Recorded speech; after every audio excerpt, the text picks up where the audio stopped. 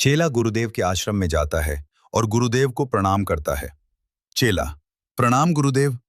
गुरुदेव, खुश रहो वत्स, बोलो क्या शंका है।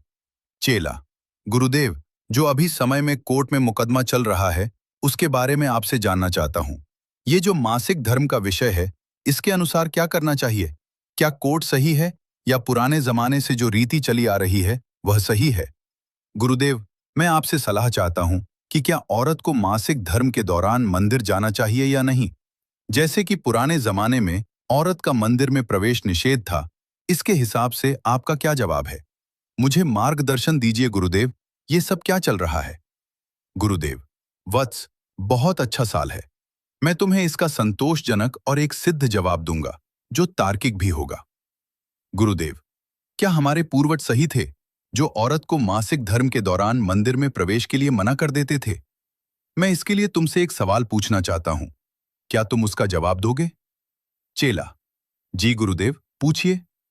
गुरुदेव, क्या तुम नित्य कर्म करके बिना स्नान किए अपने घर के अंदर प्रवेश कर सकते हो? चेला, नहीं गुरुदेव। गुरुदेव, अगर तुम्हें दस्त लगे हों तो क्या तुम बिना साफ हुए अपने घर जा सकते हो? चेला, नहीं गुरुदेव, कभी नहीं। ऐसी हालत में मैं ऐसा नहीं कर सकता। गुरुदेव, क्या ऐसी हालत में तुम मंदिर जा सकते हो? चेला, नहीं गुरुदेव, मैं मंदिर नहीं जा सकता। गुरुदेव, वत्स, तुम्हारा जवाब ही तुम्हारे प्रश्न का उत्तर है। चेला, मैं समझा नहीं गुरुदेव, कृपया थोड़ा समझाइए। गुरुदेव, अच्छा, तो सुनो।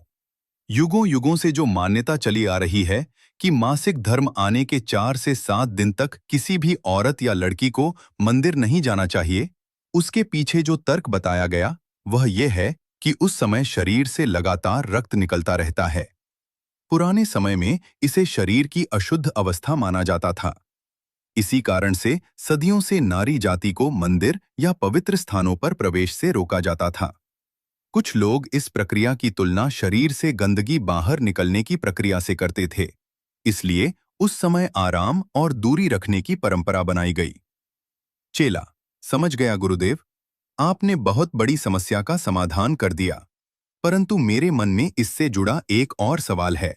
अगर आपकी आज्ञा हो तो पूछूं? गुरुदेव, अवश्य वत्स।